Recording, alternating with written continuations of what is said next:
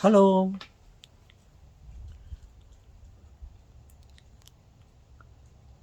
என்னங்க? ம்? சொல்லுங்க. ஓ, பேசுறதுக்கு முன்ன வணக்கம் சொல்லிவிட்டு பேசலாம். ஏய் குட்டி, அண்ணனம்மா, என்ன பேபி, என்ன தாத்தாவை பார்க்குற? தாத்தா, நான் ஒன்று கேட்குறேன், சொல்கிறியா தாத்தா? சொல்கிறா சொல்ல, உனக்கு என்ன வேணும் சொல்லு தாத்தா. என் ஃப்ரெண்ட்ஸுங்கெல்லாம் இந்த ரோபோவை பற்றியும் இந்த ஏஐன்னு சொல்லிட்டு அதை பற்றியும் அவங்கவுங்க பேசுகிறாங்க தாத்தா. நான் அவங்களோட சேர்ந்து பேசலனாக்கா எனக்கு ரோபோனா என்னவோ தெரியாது. நான் அப்போ சொல்லுறேன் ரோபோ ரோபோன்னு. அப்புறம் ஏஐன்னு புதுசாக சொல்கிறாங்க. அதை பற்றி ரொம்ப பேசிக்கிறாங்க தாத்தா. எனக்கு அவங்க கூட பேசுகிறதுக்கு எனக்கு ஒன்றுமே தெரில தாத்தா. எனக்கு பெஜாராக இருக்குது தாத்தா. எனக்கு ஏதாவது இந்த ரோபோ ஏஐன்றாங்களே அது விஷயமா சொல்லு தாத்தா. அப்படின்னா என்ன தாத்தா? ரோபோனா என்ன தாத்தா? எல்லாம் பேசிக்கிறாங்களா? நீ கூட அவங்க கூட பேசணுமா? ஓகே, நான் சின்னதாக கொஞ்சம் சொல்கிறேன், அப்புறமா அதிகமாக பேசுகிறேன். நீ போய் அவங்கக்கிட்ட அவங்க பேசும்போது இன்னும் 2 வார்த்தை பேசு. இந்த ரோபோனாக்கா ஒரு பொம்மை. அந்த ரோபோ மனுஷன் மாதிரியும் இருக்கும். சின்ன பெட்டி மாதிரி ஒரு பாக்ஸு, அப்புறம் வேறு எப்படிலாம் சின்ன சின்ன பொம்மைங்க மாதிரி பண்ணி வச்சுருப்பாங்க. ஓகே, அது பொம்மையாக இருந்ததுக்கு அதுக்கு அத்தை கை காலை ஆட்டுறதுக்கு எல்லாம் ஒரு சில ஸ்ப்ரிங்கு, ஒரு ஒரு குச்சி, அது இதெல்லாம் வச்சு அது பொம்மை அப்படி கையாட்டுற மாதிரி எல்லாம் பண்ணுறதுக்கு மாதிரி அதுக்கு பண்ணி வச்சுட்டாங்க. பண்ணாங்க. அப்படி கை தூக்குனா தூக்கி விட்டா விழுந்துடும், அது தூக்குனா அப்படி விழும் போவோம். அது இவங்க என்ன பண்ணாங்க, அதை செய்தவங்க பொம்மை செய்தவங்க அதெல்லாம் நல்லா கெட்டியாக பண்ணிவிட்டு இந்த மெஷின் லேர்னிங் சொல்லுவாங்க. மெஷின் லேர்னிங் சொல்லிட்டு ஒரு டிசைன் பண்ணாங்க. அது என்ன பண்ணாக்கா, ஒரு சுவிட்ச் போட்டாக்கா அது கையை தூக்கும். சுவிட்ச் ஆஃப் பண்ணோன்னே கை விட்டுரும். இன்னொரு சுவிட்ச் போட்டாக்கா இது எடுக்கும், அது எடுக்கும். இன்னொரு சுவிட்ச் போட்டாக்கா கால் வதிக்கும். அப்புறம் இன்னொரு சுவிட்ச் போட்டாக்கா திரும்பி பார்க்கும். அப்படியெல்லாம் ஒரு பொம்மை பண்ணாங்க. பண்ணிவிட்டு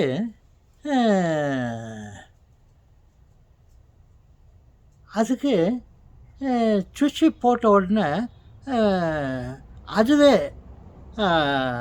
அது சுவிட்ச் போட்ட உடனே தேடு அது தேடு நம்ம ஆர்டர் கொடுத்தோடனே, கமாண்ட் கொடுத்தோடனே அது சுவிட்ச் போட்டோன்னே தானாக அது கையை காலை ஆட்டும்.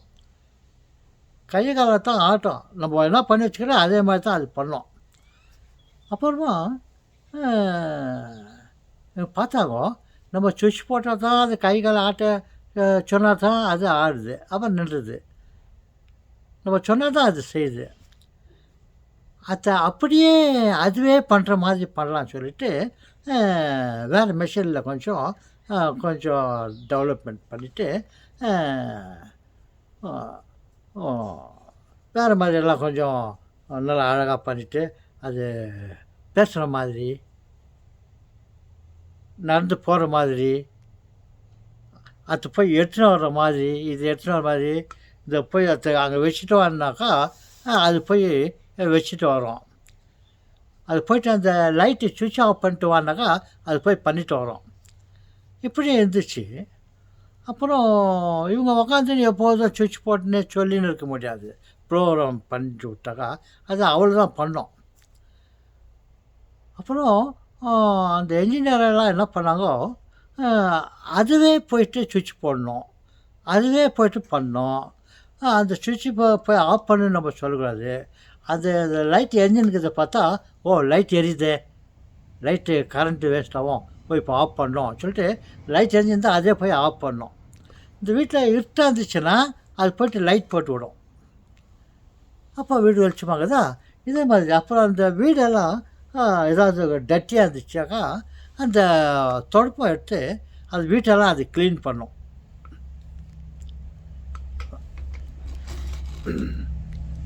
அந்த வீட்டெல்லாம் க்ளீன் பண்ணோம். இந்த மாதிரி அது பண்ணோம். அதுக்கு வந்து மெஷின் லேர்னிங்னு சொல்லுவாங்க. மெஷின் லேர்னிங் சொல்லிட்டு அப்புறம் சரி இந்த மாதிரிலாம் நம்ம சொல்லி அது மெஷின் அது செய்கிற வேலையை அதே செய்கிற மாதிரி பண்ணியிருந்தாங்க. இப்போது நம்ம சொல்லாமல் அதுவே செய்யணும். நான் சொன்னேன் இல்லையா, இந்த சுவிட்ச் போடுறது, இந்த சாமானத்தை அப்படி எடுத்து வைக்கிறது, வீட்டை அப்படி பெருக்கிறது, அதெல்லாம் பண்ணுற மாதிரி ஒரு இது ஒரு ப்ரோக்ராம் பண்ணிவிட்டு அந்த ரோபோவை அதுவே வேலை செய்கிற மாதிரிலாம் பண்ணாங்க. நம்ம சொன்னால் தான் பண்ணோம். அப்புறமா இந்த ஏஐன்னு சொல்லிட்டு ஒரு டெக்னிக் பண்ணிவிட்டு அதுவே செய்கிற மாதிரி மனுஷங்க பேர் செய்கிற மாதிரி அது சந்தோஷமாக செய்கிற மாதிரி அதை அதுக்கு டிசைன் பண்ணாங்க.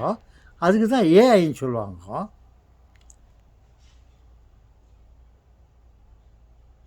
அவ்வளோதான்.